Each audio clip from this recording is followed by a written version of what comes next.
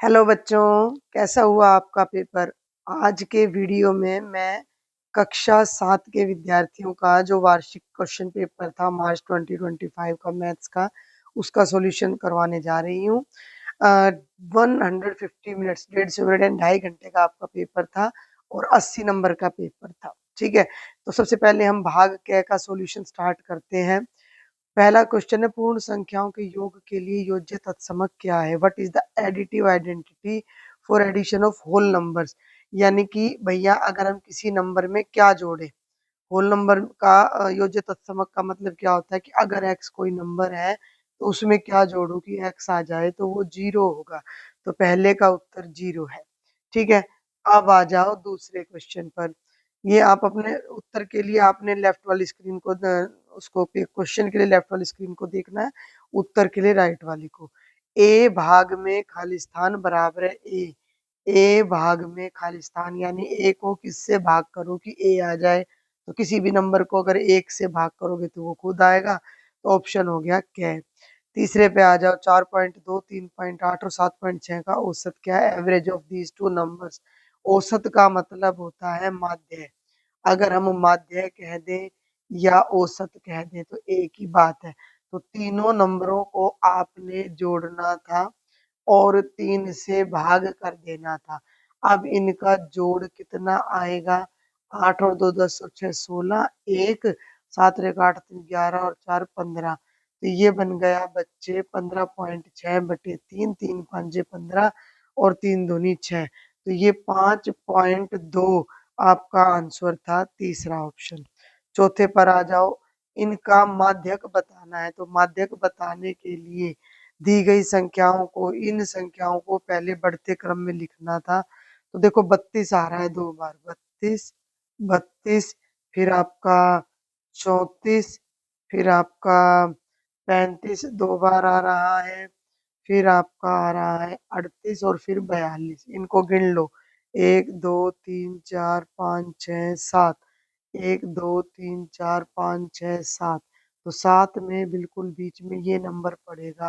तो जो बिल्कुल बीच की संख्या होती है वो हमारा माध्यक यानी मीडियन हो जाएगा। इंग्लिश मीडियम में भी मैं साथ के साथ कोशिश कर रही हूँ कि आपको बता दूं, और ये एवरेज हो जाएगा। अब पांचवें क्वेश्चन पर आ जाओ, ये है पांचवा। 2x जमा 5 और यहाँ 4 रिक्त स्थान में क्या लगाएं कि समीकरण बन जाए? What should mark? अरे समीकरण के लिए क्या लगाना पड़ता है? बराबर का चिन्ह। तो यहाँ आ जाएगा अपना कि 2x जमा का 5 और बराबरी में 4 आ जाएगा। छठे क्वेश्चन पर आ जाओ भाई, ये अपना है क्वेश्चन नंबर 6। तो x और y कैसी रेखाएं हैं? दिख रहा है दोनों एक दूसरे को काट रही हैं, तो भाई प्रतिच्छेदी रेखाएं हैं। छठे का हो जाएगा गै यानी कि प्रतिच्छेदी रेखाएं। सातवें पे आ जाओ, यदि किसी त्रिभुज का बाह्य कोण समकोण हो, if exterior angle of A triangle is 90 degree. ध्यान देना, ये ट्रायंगल है और इसका ये बाहर वाला कोण 90 डिग्री का है। तो अंतः सम्मुख कोण यानी कि what will be the interior opposite angles, इसके बिल्कुल सामने वाले जो ये दोनों कोण है ये कैसे होंगे?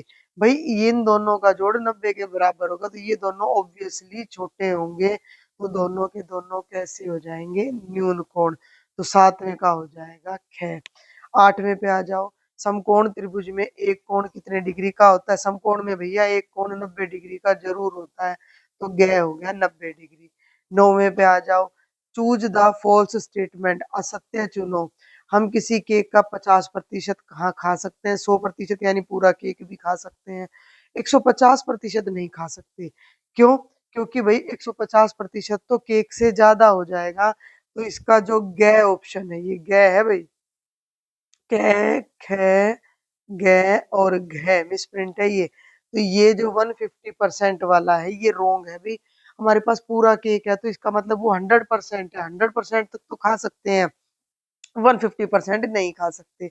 10वें पे आ जाओ, 35% जमा क्या करें कि 100 आ जाए? तो भाई 35% में जब हम 65% को जोड़ेंगे तो 100% आ जाएगा। कैसे पता लगा? 100 में से 35 घटा दिया तो 65 आ गया। तो ये करेक्ट आंसर है ख, 10वें का ख। ये 10 क्वेश्चन थे एमसीक्यू, 11 से 20 तक जो भी बताया गया है वो करना है। तो जल्दी से देखो 11वां, बहुलक सदैव आंकड़ों में दी गई संख्या होती है, सही या गलत? Mod is always a number, तो बिल्कुल सत्य है, तो 11वें का सत्य आ जाएगा। अब आ जाओ 12वें पर, क्या दो से अधिक कोण एक दूसरे के पूरक हो सकते हैं? कैन टू ऑब्ट्यूज एंगल, दो अधिक कोण, कोण ही ऑब्ट्यूज है यानी 90 से ज्यादा है, और उनको कॉम्प्लीमेंट्री तो बिल्कुल हो नहीं सकते, क्योंकि कॉम्प्लीमेंट्री कब होता है? जब दो कोणों का योग 90 डिग्री हो, तो दोनों के दोनों कोण एक्यूट यानी कि न्यून होने जरूरी है, तो 12वां भी असत्य है, गलत है। 13वें पे आ जाओ, क्या ऐसा त्रिभुज संभव है जिसके तीनों कोण 60 से कम हो? गलत, ये भी संभव नहीं है, क्योंकि अगर तीनों कोण 60 से कम हो गए, मान लो एक 45 हो गया, दूसरा भी 45 और तीसरा 60, तो तीनों का जोड़ 180 तो नहीं आएगा ना, तो ये गलत हो जाएगा। ठीक है, आगे चलो 14वें पे आ जाओ, समीकरण बनाए, समीकरण यानी इक्वेशन बनानी है, x का 3 गुना, x का 3 गुना यानी x गुणा 3 और 11 का योग, तो जमा का 11 बराबर है 32, तो 3x जमा 11 बराबर है 32, ये हमारा आंसर आ जाएगा। 15वें पर आ जाओ, मूलधन गणना का सूत्र लिखो, तो मूलधन बराबर है, मूलधन होता है साधारण ब्याज, मूलधन होता है साधारण ब्याज गुणा 100 बटे समय गुणा दर। ठीक है, 16वें पर आ जाओ भाई, माइनस का 3 बटे माइनस का 5 एक धनात्मक परिमेय संख्या, ऋणात्मक, ध्यान दो, -3 ऊपर और -5 नीचे है, माइनस से माइनस कट जाएगा, तो 3/5, तो ये कैसी संख्या है? धनात्मक परिमेय। परिमेय क्यों कहते हैं? क्योंकि हम इसको p बटा q के रूप में लिख रहे हैं। 17वें पर आ जाओ भाई, 17वां क्वेश्चन है घात का, बहुत आसान, -4 की घात है 100 और -4 की घात 20 को घातांकी यानी एक्सपोनेंशियल फॉर्म में, जब हम घात को घात से गुणा करते हैं तो घात जुड़ जाती है, तो 100 में 20 जुड़ जाएगा और -4 की घात 120 आपका उत्तर आ जाएगा। 18वें पर आ जाओ, वृत्त में कितनी सममित रेखाएं होती हैं? तो भाई देखो, एक तो मैं एक बात बता दूं कि अगर आपको इस पेपर का पीडीएफ चाहिए तो मैं टेलीग्राम पर शेयर कर दूंगी। तो ये हमारा कोई वृत्त बना लिया मैंने, ठीक है। अब ये कहता है कि भाई इस वृत्त में कितनी सममित रेखाएं हैं, तो इस वृत्त को चाहे किसी भी एंगल से आप घुमा लो, वो हर तरफ से आपको एक सा दिखेगा। तो वृत्त में ढेर सारी यानी कि अनंत, या मैं कह दूं अनंत कह लो, या असीमित परिमेय, वो सॉरी सममित रेखाएं होती हैं। तो 18वें का उत्तर असीमित। 19वें पे आ जाओ, कौन सी संख्या मानक रूप में है? तो ये वाली मानक रूप में है। ठीक है, मानक रूप में हमेशा क्या होता है कि दशमलव से पहले केवल एक ही अंक आता है, तो ये वाला मानक रूप है। और 20वां और देख लो, पूरा अपना सेक्शन ए और बी दोनों पूरे हो जाएंगे। जीरो धनात्मक परिमेय संख्या है या ऋणात्मक, या कैसी? तो जीरो ना धनात्मक है ना ऋणात्मक है। हाँ, जीरो को आप एक पूर्ण संख्या लिख सकते हो, या जीरो को आप एक परिमेय संख्या लिख सकते हो, लेकिन ना तो वो धनात्मक है और ना ही ऋणात्मक। तो ये था हमारा सेक्शन ए और सेक्शन बी। ठीक है, सेक्शन सी भी बहुत छोटा सा स्कोर देख लेते हैं जल्दी से। सेक्शन सी, भाग ग, अति लघु उत्तरात्मक प्रश्न है, 21 से 28 तक 20 से 30 शब्दों में लिखो, प्रत्येक प्रश्न 2 अंक का है। देखो इसका आंसर मैं 21वें का तो यही बता देती हूँ आपको कि दी गई आकृतियों में सममित रेखा खींचो। ये आपकी आकृति है, सममित रेखा का मतलब होगा एक ऐसी लाइन जो इसको बराबर भागों में बांट दे। तो केवल एक ये जो लाइन है ना, ये इसको बराबर भागों में बांटेगी। इसके लेफ्ट वाला हिस्सा और राइट वाला हिस्सा दोनों के दोनों क्या है? बराबर है। भाई जितना हिस्सा इधर है इतना ही हिस्सा हमारा इधर आ रहा है, तो इसमें केवल एक ही सममित रेखा खींचेगी। अगर हम इसमें भाई इस तरह से कोई लाइन खींचेंगे तो वो उसको बराबर भागों में नहीं बांटती है, ऊपर वाला और नीचे वाला भाग अलग अलग है। हो गया क्लियर है। 21वें क्वेश्चन की अगर मैं बात करूं तो एक बड़ी सी काइट तो इन्होंने ऊपर बना रखी है और एक ट्रायंगल नीचे बना रखा है, तो ये सममित रेखा आपकी बन जाएगी। और दूसरे भाग में एक आयत बना रखी है, तो आयत की दो सममित रेखाएं होती हैं, एक लंबाई के साथ और एक चौड़ाई के साथ, तो दोनों को ही हम यहाँ पर खींच देंगे। तो मैं यहाँ पर एक बार दोनों सममित रेखा यहाँ भी ड्रॉ करके बता देती हूँ। एक तो ये और एक ही, ये दो सममित रेखाएं आपकी यहाँ पर हो जाएंगी। तो बड़ा ही सरल प्रश्न था 21वां। 22वां देखो, 22वां भी बेहद आसान है। इसका तर्क वगैरह आप लिख लेना, मैं सिर्फ आंसर बता रही हूँ। -5 की घात 7, -5 की घात 6 और -5 की घात 8, इनमें से इनमें से सबसे छोटी संख्या कौन सी है? भाई -5 की घात जितनी बड़ी होगी उतनी छोटी होगी वो संख्या। -5 को जितनी बार गुणा करोगे तो -5 की घात 8 सबसे छोटी संख्या है। कारण लिख देना कि ऋणात्मक संख्या न्यूमेरिकली संख्यात्मक रूप में जितनी बड़ी होती है उतनी ही वो छोटी होती है। अब आ जाओ प्रश्न संख्या 23 पर। 3x घटा 2x घटा 2y में से इसको घटाओ। तो ऊपर लिख लो 3x घटा 2x घटा 2y और नीचे लिखनी है ये वाली संख्या, ध्यान दे लो। हाँ, नीचे कौन सी संख्या लिखनी है हमने? ये वाली। तो 6x है, तो 6x को मैं x के नीचे लिखूंगी, फिर -4xy को मैं यहाँ लिखूंगी और जमा 7y को यहाँ। घटाना है इसलिए नीचे वाले का चिन्ह बदल देंगे, यहाँ घटा और यहाँ ये जमा का था तो यहाँ घटा और यहाँ जमा।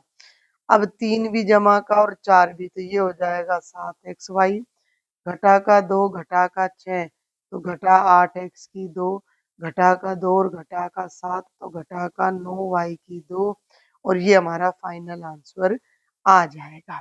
अब चलते हैं प्रश्न संख्या 24 पर। यदि p बराबर है -2 है तो इसका मान निकालो। घटा 3p जमा 4p जमा 7।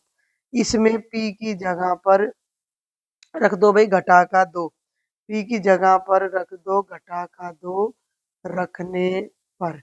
तो इसके अंदर रखना है, तो घटा का 3 p की जगह घटा का 2 का वर्ग जमा 4 ब्रैकेट घटा का 2 जमा 7, घटा का 3 2 का वर्ग 4, इनकी गुणा करोगे घटा का 8 जमा 7, इनकी गुणा करो घटा का 12 घटा का 8 जमा का 7, घटा 12 घटा 8 घटा का 20 जमा का 7, 20 घटाकर 7 जमा का है तो दोनों घट जाएंगे और माइनस का 13 आपका आंसर आ जाएगा। प्रश्न संख्या 24 बड़ा ही आसान सा पेपर है। देखो यहाँ तक तो 25वें पे आ जाओ। 25वां ध्यान से देखना। दी गई आकृति का परिमाप ज्ञात करो और पाई का मान 22/7 रखना है। ये पूरी लंबाई 14 है और ये आपका अर्धवृत्त है। देखो पूरा वृत्त ये होता है आपका, बीचों बीच काट दोगे तो ये आपका अर्धवृत्त है। तो ये एक अर्धवृत्त है, ये दूसरा है, ये तीसरा है और ये चौथा है। हमें इनका क्षेत्रफल नहीं निकालना, हमें इनका परिमाप निकालना है। तो भाई परिमाप के लिए ये लंबाई 1 2 3 और 4, तो दी गई आकृति का जो परिमाप होगा वो 4 अर्धवृत्तों का परिमाप कह लो या 4 अर्धवृत्तों की परिधि कह लो। अब पूरे वृत्त की जो परिधि होती है वो होती है 2 पाई आर। तो आधे की निकालोगे तो उसको 2 से भाग करना पड़ेगा, तो आधे वृत्त की परिधि पाई आर, ये हो जाएगा 4 गुणा पाई आर। अब आर क्या होता है? वृत्त की त्रिज्या। अगर हम ध्यान से देखना भाई, अगर हम मैं यहाँ पर आपको समझा रही हूँ, अगर हम इस वृत्त को पूरा करते हैं तो इसकी जो ये व्यास है वो 14 है। अब वृत्त का जो व्यास है वो 14 सेंटीमीटर है, तो जो उसकी त्रिज्या हो जाएगी वो 14 का आधा यानी 7 सेंटीमीटर हो जाएगी। तो अब आप यहाँ पर 4 इस पाई की जगह इसने बोला है 22/7 रखो और गुणा में आर की जगह 7 सेंटीमीटर रख दो, 7 से 7 कट गया, 88 सेंटीमीटर हमारी दी गई आकृति का परिमाप आ जाएगा। क्लियर है? आसान सा प्रश्न था। अब आ जाओ 26वें पर। 26वां प्रश्न है, सरल करो। कै भाग है ये वाला? -1/8 भाग में 3/4। भाग करते टाइम क्या करते हैं? भाग को गुणा में बदल देते हैं और बाद वाली राशि को उल्टा। 4 एकम 4, 4 दूनी 8, ऊपर 1 एकम 1 और नीचे 3 दूनी 6। आंसर आ गया। ख भाग पे आ जाओ। ये भाई गुणा का निशान है यहाँ पर, तो -2 सही 1/9 गुणा -3 सही 4/5। मिश्रित भिन्न तोड़ लो। 9 दूनी 18 और 1 19/9, 5 तिये 15 और 4 19/5। ऊपर दोनों माइनस के 19 है, माइनस माइनस प्लस 19 19 की गुणा 361 आ जाएगी। करके देख लिया करो। 9 निम 81, 9 8, 9 एकम 9 और 8 17 और 19, तो आ गया ना 361। और बटे में 9 और 5 की गुणा आ गई 45, तो 361 बटे 45 आ गया। इसको अब आपने मिश्रित भिन्न में और बदलना है, तो 361 को 45 से भाग कर लो। 4 निम 36 नहीं जाएगा, 8 पंजे 40, 4 8 चौक 32 और 4 36 1। ये आ गया 8 सही 1/45। ये था बच्चे 26वां क्वेश्चन। 2 क्वेश्चन और रह जाते हैं इस सेक्शन के। 27वां देखो। 10,000 रुपए का 5% वार्षिक दर से उधार लिए जाते हैं, 10,000 रुपए लिए जाते हैं। 2 वर्ष बाद कितना मिश्र धन देना होगा? तो हम कर रहे हैं प्रश्न संख्या 27। तो आप यहाँ लिखो मूलधन। मूलधन बराबर है 10,000 रुपए। इस पूरे क्वेश्चन को यूं का यूं मैं पीडीएफ में आपके पास भेज दूंगी। ब्याज की दर 5% और समय हो गया 2 वर्ष। तो पहले आप निकालो साधारण ब्याज। साधारण ब्याज से निकालना है आपने। तो साधारण ब्याज का फॉर्मूला होता है मूलधन गुणा दर और गुणा समय बटे 100। तो भाई मूलधन हो गया 10,000 गुणा 5 गुणा 2 बटे 100। 2 जीरो से 2 जीरो कट गए, 5 दूनी 10, 10 को 100 से गुणा करोगे तो 1,000 रुपये साधारण ब्याज हो गया। आपको मिश्र धन बताना है, तो मिश्र धन का फॉर्मूला होता है मूलधन जमा साधारण ब्याज। तो मूलधन है 10,000 रुपये, ब्याज है 1,000 रुपये, मूलधन में ब्याज जोड़ दो 11,000 रुपये, आपका आंसर आ जाएगा।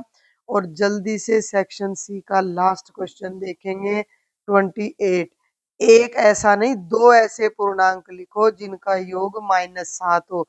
तो बेहद आसान है, बेहद बेहद आसान। 1 नंबर का था, 2 पूर्णांक हो गए -2, -9 और 2 करके भी दिखा दो। जब हम -9 में 2 को जोड़ते हैं तो -7 आ जाएगा। तो ये था आपका सेक्शन सी।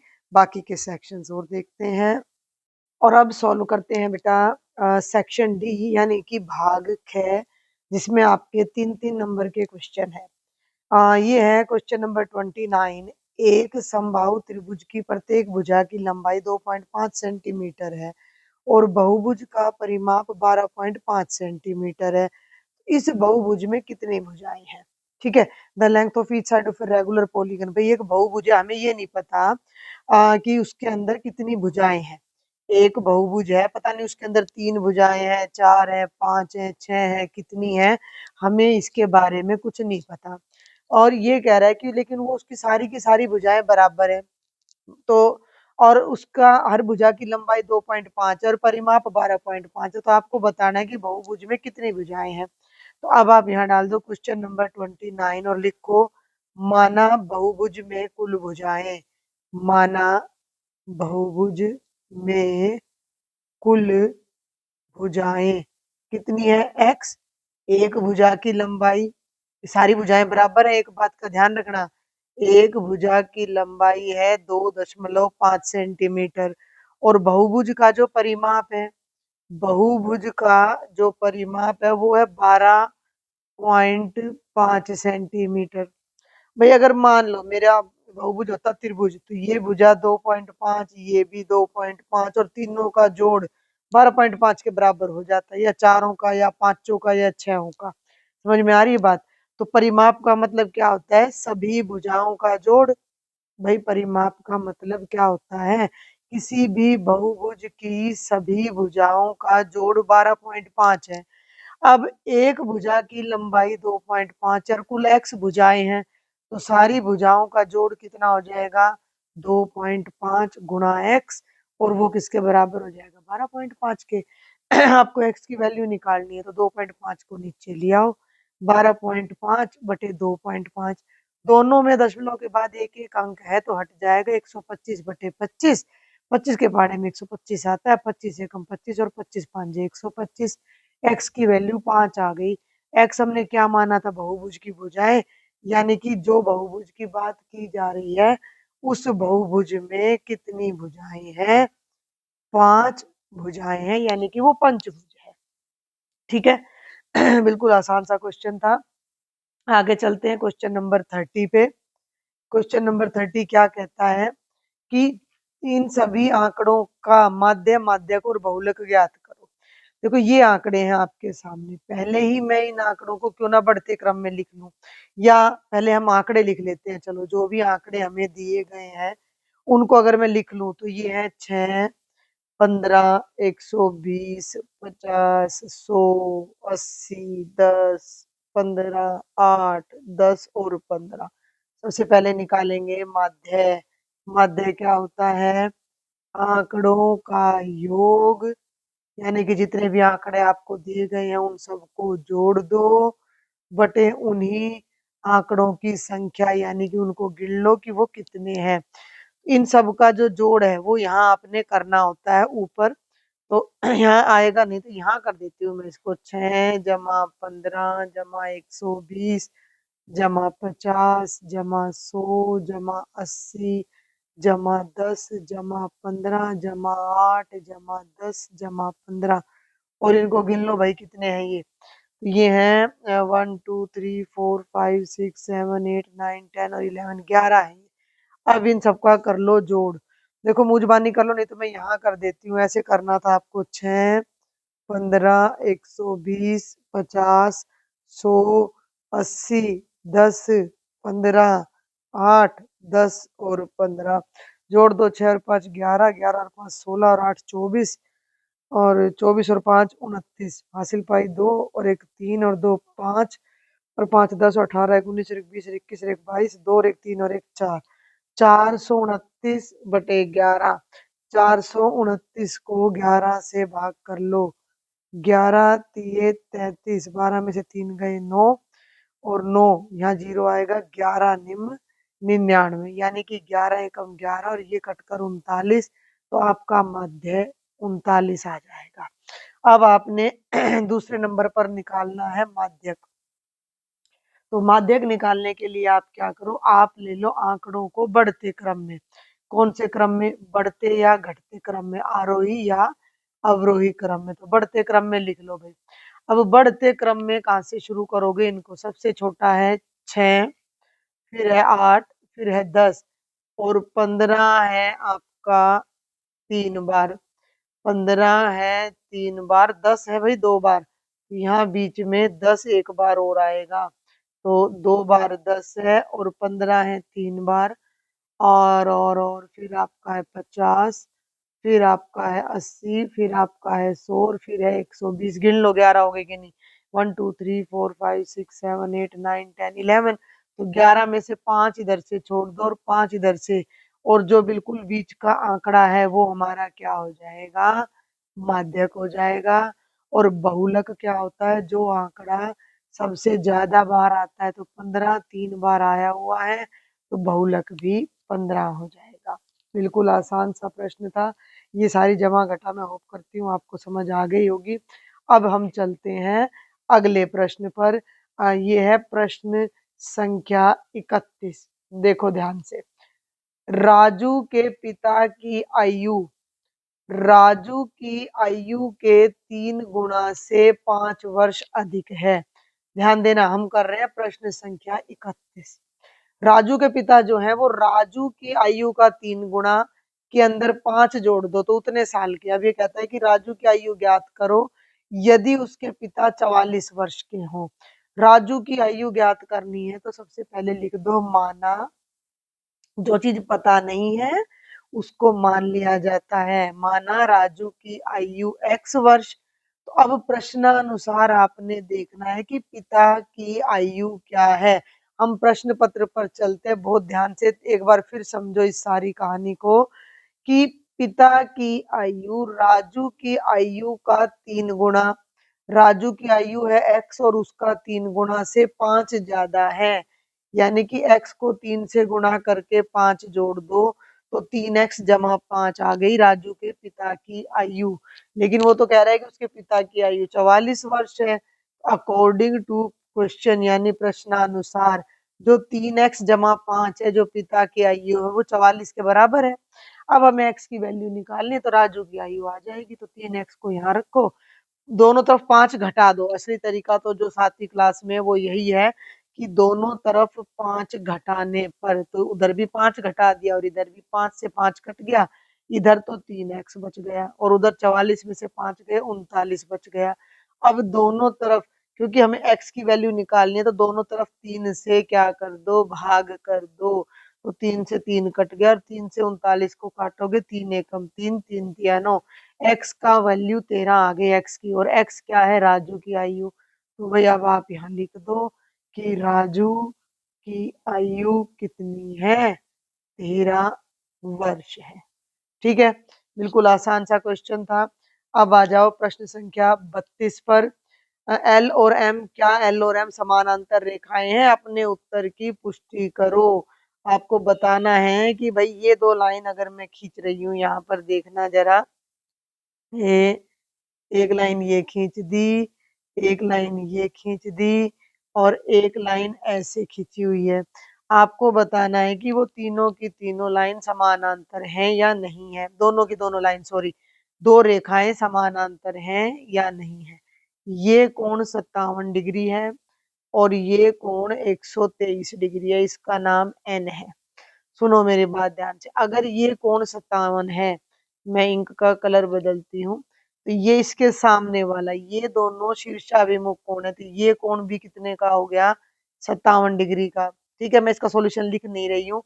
अब इन दोनों को जोड़ के देख लो, 123 और 57 को, तो ये 5 7 5 5 और 2 7 और 1 8, 180 डिग्री आ गया। जब दो रेखाओं को कोई तीसरी रेखा काटे और एक तरफ के कोणों का योग 180 हो तो रेखाएं समानांतर होती हैं। इसका मतलब एल रेखा एम के क्या हो गई, समानांतर हो गई। आसान सा था। अब करते हैं प्रश्न संख्या 33, क्वेश्चन नंबर 33। एक त्रिभुज एबीसी में जिसका सी कोण समकोण है, ध्यान देना भाई, सी समकोण है, तो एक पहले समकोण त्रिभुज बना लेते हैं। ये बना लिया मैंने एक समकोण त्रिभुज, और ये सी 90 डिग्री का है, ए और बी कहीं भी लिख लो, ये 90 डिग्री है। तो यदि ए बी बराबर है 25 सेंटीमीटर हो, यानी कि ये भुजा 25 सेंटीमीटर हो, ए सी यानी ये वाली भुजा 7 सेंटीमीटर हो, तो बी सी ज्ञात करो। हम सबको पता है कि पाइथागोरस थ्योरम में जो 90 डिग्री के सामने वाली भुजा होती है वो सबसे बड़ी होती है ए बी। तो जो ए बी का वर्ग करोगे तो वो ए सी के वर्ग और बी सी के वर्ग के जोड़ के बराबर होगा। अब ए बी है 25 का वर्ग और ए सी की वैल्यू कितनी है, 7 है, तो यहाँ आ जाएगा 7 का वर्ग और जमा बी सी का वर्ग। 25 का वर्ग है बच्चे 625, 7 का वर्ग यानी 7 7 49 जमा बी सी का वर्ग। 49 को बाई तरफ ले आओ, 625 में से 49 घटा दो तो ये आ गया बी सी का वर्ग, और 15 में से 9 गए 6, ये 576 बनेगा बीसी का वर्ग, और 576 होता है 24 का वर्ग। तो वर्ग से वर्ग कट जाएगा और 24 बराबर है बीसी आ जाएगा। आप इसको ऐसे भी लिख सकते हो कि बीसी बराबर है 24 सेंटीमीटर। आसान सा था। अब आ जाओ प्रश्न संख्या 34 पर। मैंने एक टीवी 10,000 रुपए में खरीद कर 20% लाभ पर बेच दिया, मुझे बेचने पर कितना धन प्राप्त हुआ? ये भी बेहद आसान प्रश्न है। देखिए जरा, टीवी कितने में खरीदा? तो पहले तो लिख दो यहाँ कि टीवी का क्रय मूल्य। यहाँ पर आप लिख दो टीवी का क्रय मूल्य, यानी टीवी कितने रुपए में खरीदा? 10,000 में। और जो लाभ है वो कितना है? 20%। तो लाभ प्रतिशत तो हो गया 20%।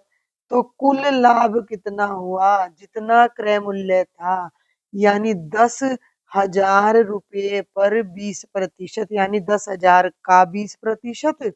तो वो हो गया भाई 10,000 गुणा 20/100 कर दो। 20% का मतलब है 100 रुपए पे 20 रुपए का लाभ। तो 10,000 पर कितना हुआ? तो इससे ये कट गया और ये बन गए 2,000 रुपए। तो 2,000 रुपए का लाभ हुआ। अब क्वेश्चन ये है कि बेचने पर कितना धन प्राप्त हुआ? अभी 10,000 की चीज लाया और 2,000 फालतू में बेची, तो विक्रय मूल्य लिख दो या बेचने पर प्राप्त धन लिख दो। तो वो हो जाएगा 10,000 जमा 2,000, यानी कि टीवी को बेचने पर 12,000 रुपए प्राप्त हुए। आगे बढ़ूं? कोई भी दिक्कत हो, कोई भी डाउट हो तो आप टेलीग्राम ग्रुप पर मुझे ज्वाइन करके वहां मुझसे शेयर कर सकते हो। इस पूरे वीडियो की पीडीएफ, यानी कि पूरे का पूरा पेपर प्रिंटेड फॉर्म में आपको मैं दे दूंगी। आप टेलीग्राम पर उसे ले सकते हो मुझसे। ठीक है, अब चलते हैं क्वेश्चन नंबर 35 पर।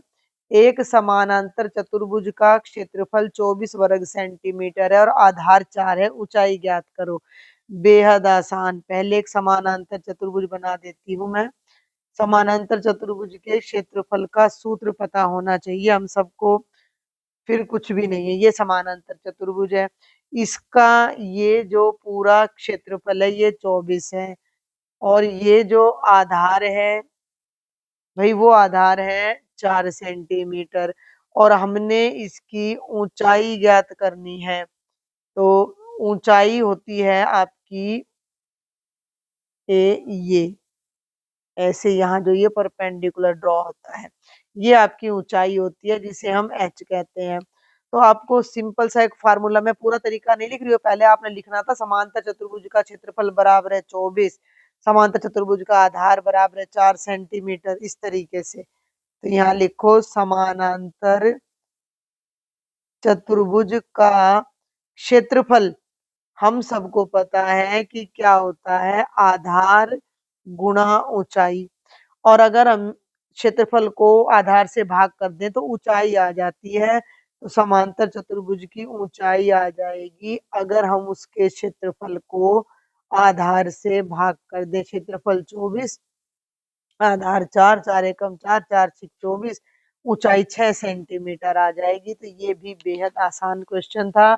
और अब सेक्शन डी सी है, ये है सेक्शन डी है ये। तो सेक्शन डी का चौथा सेक्शन है, कैक है गैग है। तो लास्ट क्वेश्चन है ये, क्वेश्चन नंबर 36। और ये क्वेश्चन आपका लास्ट ईयर के क्वेश्चन पेपर में भी आया था। थोड़ा सा ये लंबा क्वेश्चन है कैलकुलेशन के हिसाब से। ये कहता है कि एक वृत्त की परिधि 31.4 सेंटीमीटर है, तो उसकी त्रिज्या और क्षेत्रफल ज्ञात करो। माना वृत्त की त्रिज्या, हम मान लेते हैं कि वृत्त की त्रिज्या r सेंटीमीटर है। अच्छा भाई, अब परिधि कैसे निकलती है, कौन सी होती है परिधि? ये वृत्त बना दिया, तो ये जो यहाँ से यहाँ तक की लंबाई है ये तो अपनी त्रिज्या, और ये जो बाहर मैंने बाउंड्री खींची है ब्लैक कलर की, ये आपकी परिधि होती है। तो पहले तो हम परिधि हमें दे रखी है, परिधि दे रखी है, परिधि का सूत्र लगाकर फिर हम पहले त्रिज्या निकालेंगे, फिर क्षेत्रफल निकालेंगे। तो वृत्त की परिधि बराबर होती है 2 पाई r, और वो कितनी दे रखी है? 31.4। तो दोनों को बराबर हल करेंगे। 2 पाई का मतलब 22/7, आर हमें नहीं पता, और 31.4 का मतलब है 314/10। अब इस क्वेश्चन को करने के लिए मैं तुम्हें बता दूं कि पाई की जगह हम 22/7 नहीं लेंगे। इसने यहाँ कह नहीं रखा बुक वाले ने, जबकि ये क्वेश्चन आसान तभी बनेगा जब आप पाई की जगह 3.14 लोगे। आज एक अब आपका लेक्चर मैं बना रही हूँ तो आज 14th मार्च है। मैं एक बात आपको बता दूँ कि 14 मार्च हमारा अंतर्राष्ट्रीय गणित दिवस भी होता है। तो अगर हम पहले मंथ लिखते हैं और फिर डेट लिखते हैं तो ये 3/14 लिखा जाता है, जिसे हम इंटरनेशनल मैथ्स डे के नाम से जानते हैं। तो आज अंतर्राष्ट्रीय गणित दिवस भी है भाई, पाई की वैल्यू के लिए पाई डे भी बोल देते हैं इसको। तो यहाँ अब पाई की वैल्यू हो जाएगी 3.14 यानी कि 314/100। क्लियर हो गया? अब ध्यान दो, इस आर को तो यहीं रोक लो और ये वाला 314/10 भी यहीं रहेगा। अब ये 100 उल्टे हाथ को नीचे है तो यहाँ ऊपर चला जाएगा, 314 यहाँ आ जाएगा और ये 2 ऊपर है तो ये भी नीचे आ जाएगा। 314 से 314 कट गया, 0 से 0, 2 एकम 2 और 2 पांजे 10। अब ये बेहद आसान हो गया। तो आर की वैल्यू 5 सेंटीमीटर आ गई। पिछली बार ये क्वेश्चन दे रखा था लास्ट ईयर के क्वेश्चन पेपर में, वहां ये स्टेटमेंट थोड़ी गलत थी तो बहुत लंबा बन गया था ये क्वेश्चन। अब आ गई त्रिज्या, अब फटाफट से क्षेत्रफल और निकाल दो। दूसरा पार्ट हो गया क्वेश्चन का। वृत्त का क्षेत्रफल का फॉर्मूला होता है पाई आर स्क्वेयर। पाई की जगह लगा दो 314/100 और आर यानी 5 का स्क्वेयर। तो ये हो गया 314/100 गुणा 25, 25 एकम 25, 25 चौके 100, 2 दूनी 4, 2 एकम 2, 2 पंजे 10, 2 साते 14 और ये आ गया 157/2। जिसे आप भाग करोगे तो 2 साते 14, 2 अट्ठे 16, 2 पंजे 10, 78.5 वर्ग सेंटीमीटर आपका आंसर आ जाएगा। एक आंसर ये आएगा और एक आंसर ये आएगा। ये था आपका कंप्लीट सेक्शन डी। और अब हमारा ये लास्ट सेक्शन रह जाता है जिसमें 3 क्वेश्चन है बेटा। ई सेक्शन आप इसको कह सकते हो। 5-5 नंबर के क्वेश्चन आपको इसमें मिलेंगे। इसका जो 37वां क्वेश्चन है इसमें आपको इंटरनल चॉइस दे रखी है। इस पहेली को मैं इसी में भरवाऊंगी। हाँ ठीक है, 37वें की जो पहेली है वो इसी में भरवा दूंगी मैं। कि ये क्या कह रहा है, यहाँ ध्यान देना। 1, 2, 3, 4 अंकों का प्रयोग करके हरबंस पहेली को हल करो। ये पहेली कैसे भरी जाती है इसका आपने ध्यान रखना है कि इस दिशा में भी सभी खानों में 1, 2, 3, 4 भरने हैं और इस दिशा में भी सभी खानों में 1, 2, 3, 4 हमने भरने हैं। लेकिन वो इस तरीके से भरने हैं कि एक खाने में हर अंक एक ही बार आए। दूसरी बात, मैं इसको थोड़ा बड़ा करके आपको दिखाती हूँ तो आपको इसमें बीच में ध्यान से देखोगे तो देखो ये कटवा लाइनें आपको दिखाई देंगी। थोड़ा पेन की टिप को पतला करते हैं, देखो भाई ये आपको कटवा लाइनें यहाँ पर दिखाई देंगी। कटवा लाइन का क्या मतलब है, अब इसी बात को समझना है कि ये पूरा ब्लॉक एक है और यहाँ लिख रखा है 2 घटा। 2 घटा का मतलब इस खाने में और इस खाने में ऐसे 2 नंबर लिखने हैं जिनको घटाओ तो 2 आ जाए। तो यहाँ मैं लिखती हूँ 2 और यहाँ मैं लिखती हूँ 4 और सेम यहाँ पर है। ये देखो ये लाइन डॉटेड है, अगर आपको दिखाई ना दे रही हो तो आप अपने क्वेश्चन पेपर में भी देख लेना, आपको क्वेश्चन पेपर मिल गया होगा। तो ये देखो इसमें भी दोनों खानों में ऐसे अंक लिखने हैं जिनको घटाओ तो 2 आ जाए। तो यहाँ मैंने लिख दिया 1 और यहाँ मैंने लिख दिया 3, तो 1 में से 3 गया 2। अब इस खाने में हर एक में देख लो 1, 2, 3, 4 एक-एक बार आ रहा है। अब आप पहले इस खाने पे आ जाओ। इस खाने में भी अगर मैं कलर चेंज करके आपको दिखाऊं तो यहाँ भी इस ब्लॉक में, अब ये रेड वाले ब्लॉक में 3+ लिख रहा है, यानी यहाँ पर और यहाँ पर 2 अंक ऐसे लिखने हैं 1, 2, 3, 4 में से जिनका जोड़ 3 हो। और अब यहाँ पर 2 नहीं आना चाहिए क्योंकि 2 यहाँ ऊपर आ चुका है। तो मैं यहाँ लिखूंगी 1 और 2 क्योंकि 1 और 2 का जोड़ ही 3 होता है। अगर मैं यहाँ 2 लिख दूंगी तो ये यहाँ पर गड़बड़ हो जाएगी। ठीक है, समझ में आ गई बात? तो 1 और 2 मैंने यहाँ लिख दिया।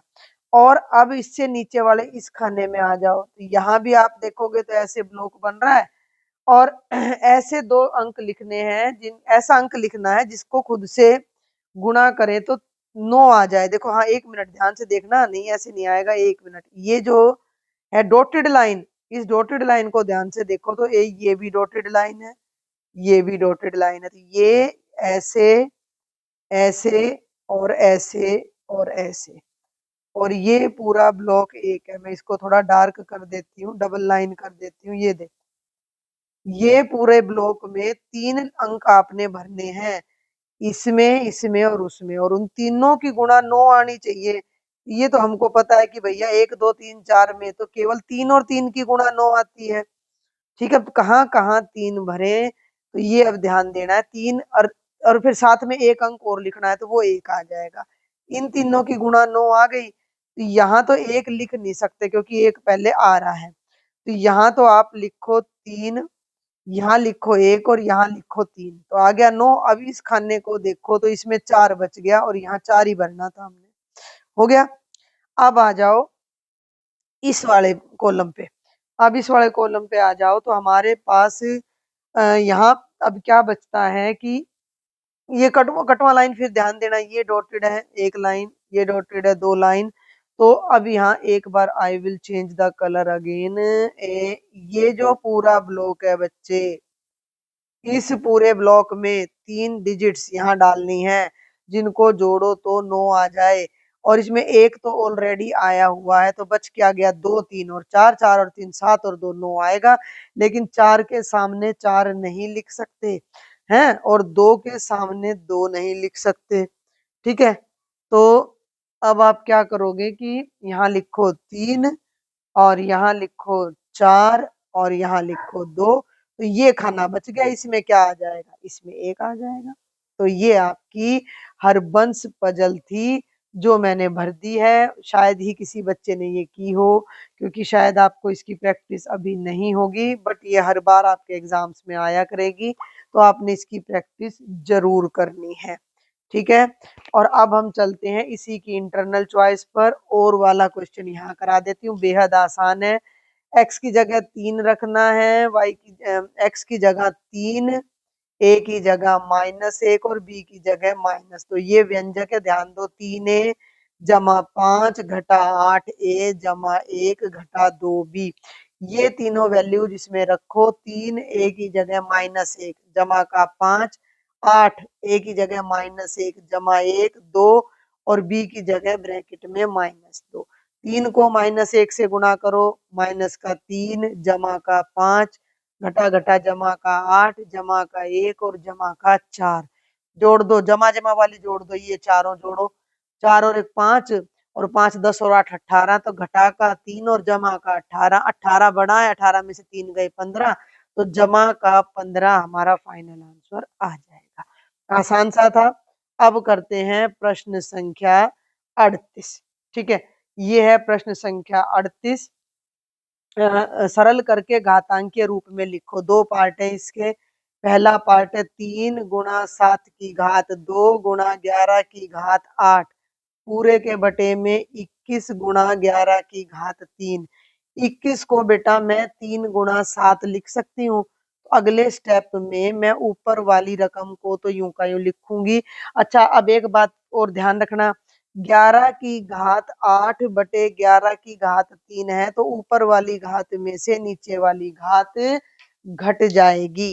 है, तो इस इन दोनों को मैं साथ के साथ यहाँ हल कर देती हूँ। 11 की घात 8 घटा 3 बटे में ये 3 गुणा 7। अगर ये बात किसी बच्चे को समझ ना आई हो, घात का नियम किसी बच्चे ने ना किया हो, तो उनके लिए मैं क्या कर देती हूँ, मैं यहाँ इसको खोल कर लिख देती हूँ। 11 8 बार, 11 की घात 8 का मतलब 11 को 8 बार लिखना है, तो 1 2 और 3 बार लिख के 5 बार मैंने छोड़ दिया, और नीचे भी 11 की घात 3 है, तो 11 11 और 11। अब 3 से 3 कट गया, 11 से 11, 11 से 11 और 11 से 11 कट गया। ऊपर 7 की घात 2 का मतलब 7 7 49 गुणा 11 की घात 5 बटे 7, 7 7 49, 7 गुणा 11 की घात 5। आप इसको ऐसे भी लिख सकते हो, 7 की घात 1 11 की घात 5, और ये हमारा आंसर आ जाएगा। इजी था। अब हम इसके दूसरे पार्ट पर चलते हैं। दूसरा पार्ट ये है बच्चों, देखो 2 की घात 5 पूरे की घात 2 गुणा 7 की घात 3 बटे 8 की घात 3 गुणा 7। 2 की घात 5 भी है और 2 भी है, तो 2 की घात आपस में दोनों गुणा हो जाएंगी। ये 2 की घात 5 और 2 5 दूनी 10 आ जाएगा। 7 की घात 3 का मतलब 7 गुणा 7 गुणा 7। 8 की घात 3, अब मेरी बात सुनो ध्यान से, 8 के ऊपर 3 घात है। 8 का मतलब क्या है? 2 गुणा 2 गुणा 2, 2 दूनी 4 दूनी 8, यानी कि 2 की घात 3 और उसके ऊपर फिर घात 3। तो इस 8 को मैं लिखूंगी 2 की घात 3 और उसके ऊपर 3। क्लियर हो गया? और गुणा में आ गया 7। एक 7 से एक 7 कट जाएगा। ऊपर है 2 की घात 10, घात में लिखना है, गुणा नहीं करनी। तो 7 2 बार आ रहा है तो 7 की घात 2 और 3 को 3 से गुणा कर दो तो 2 की घात 9। 2 की घात में से घात घट जाएगी, 10 घटा 9 और 7 की घात आ जाएगी 2, 2 की घात 1 गुणा 7 की घात 2। ये हमारा फाइनल आंसर आ जाएगा। ठीक है, अब चलते हैं प्रश्न संख्या 39 पर। प्रश्न संख्या 39 के लिए तो इन्होंने जगह दे भी रखी थी पेपर में। तो प्रश्न संख्या 39 भी अपना समकोण त्रिभुज पर आधारित है। एक आयत की लंबाई 40 सेंटीमीटर है और विकर्ण 41 सेंटीमीटर है। परिमाप ज्ञात करो। पहले तो एक आयत ड्रॉ कर लेते हैं अपने। ये आयत का मतलब होता है आमने सामने की भुजाएं बराबर हो। ठीक है, ये बन गई हमारी आयत और ये है आपकी आयत का विकर्ण। ठीक है, ये आपकी आयत का विकर्ण हो गया। क्लियर है? थोड़ा सा ये टेढ़ा चला गया है, इसको एक बार अनडू करके दोबारा कर लेते हैं सफाई से। देखो भाई जरा, ये आपकी आयत का विकर्ण हो गया। अब ये जो लंबाई है ना, ये वाली लंबाई लंबाई तो है 40 सेंटीमीटर और ये जो विकर्ण है ये है 41 सेंटीमीटर। हमें निकालना है परिमाप। परिमाप क्या होता है? परिमाप होता है चारों भुजाओं का जोड़। भाई परिमाप क्या होता है? लंबाई 2 ब्रैकेट में लंबाई जमा चौड़ाई। हमें चौड़ाई नहीं पता, ये आयत की चौड़ाई है, ये आयत की चौड़ाई है बी। ये कैसे निकले? अगर इस आकृति को ध्यान से देखो तो यहाँ पर 90 डिग्री का कोण बन रहा है और ये एक समकोण त्रिभुज है। अगर मैं इसका नाम रख दूं ए बी सी डी, तो ये बिल्कुल अभी थोड़ी देर पहले हमने इसी पेपर में एक क्वेश्चन किया था, ये वाला देखो 33। बिल्कुल उसी तरह का प्रश्न है ये। तो अभी हम उसी तरीके से इसको करेंगे। तो AC का वर्ग, AC पता है और AB पता है। अगर मैं AC के वर्ग में से AB का वर्ग घटा दूं तो BC का वर्ग आ जाएगा। तो BC का वर्ग बराबर है AC का वर्ग घटा AB का वर्ग। AC 41 का वर्ग और ये हो गया 40 का। 41 के वर्ग का मतलब है 41 गुणा 41। 41 को 41 से गुणा कर लो तो ये 1681 आएगा और 40 को 40 से गुणा करोगे तो 1600। कई बच्चे गुणा करने में ही बहुत टाइम लगा देते हैं। सुनो, 40 को 40 से गुणा करनी है भाई, तो 4 चौक 16 और पीछे की ये दोनों जीरो और लगा दो 1600। अब 1681 में से 1600 घटाओगे तो केवल 81 आएगा BC का वर्ग।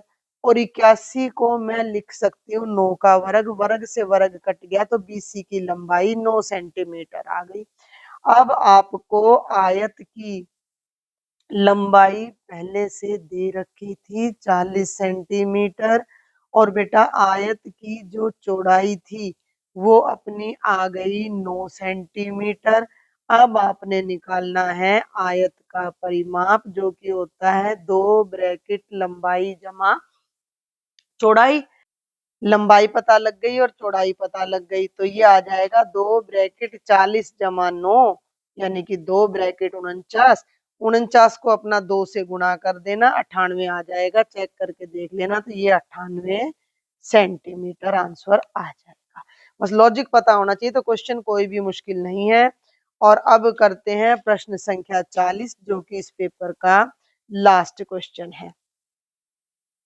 ये है 40वां प्रश्न। दी गई आकृति को ध्यानपूर्वक देखें और निम्न प्रश्नों का उत्तर दें। भाई आकृति में ये कह रहा है कि ये वाला कोण 70 डिग्री है और दोनों कोणों की भुजाएं समानांतर हैं। बीसी समानांतर है ईएफ के और भैया ये जो वाली भुजा है ईडी ये समानांतर है एबी के। अब मेरी बात सुन लो, मैं बस डायरेक्ट लिख रही हूँ, चित्र नहीं बना रही। एबी समानांतर है ईडी के, तो जो ये वाला कोण है और ये वाला कोण है बराबर हो जाएगा। क्यों? संगत कोण, तो ये तो है कोण डीजीसी। डीजीसी दिख रहा है, तो कोण डीजीसी बराबर हो जाएगा कोण एबीसी के। कारण लिख दो, संगत कोण है। संगत कोण पता है ना, जब दो रेखाओं को तीसरी रेखा काटे तो ये दोनों कोण संगत कोण है। क्लियर हो गया? और एबीसी हमें दिख रहा है कितने का है, 70 डिग्री का, तो डीजीसी भी कितने का हो जाएगा, 70 डिग्री का। ये हो गया पहला भाग। अब दूसरा कलर चूज करके मैं आपको बताती हूँ। अब देखो भाई, जो बीसी रेखा है वो ईएफ के समानांतर है। दूसरे भाग में आप लिख दो बीसी रेखा ईएफ के समानांतर है और डीई तिर्यक रेखा है, वह डीई ऊपर भी लिखनी थी ये बात आपको, तिर्यक रेखा वाली, कि एबी और सीडी समानांतर थे, तो बीसी तिर्यक रेखा थी। यहाँ बीसी तिर्यक रेखा है, ये बात आपने लिखनी थी, वह बीसी तिर्यक रेखा।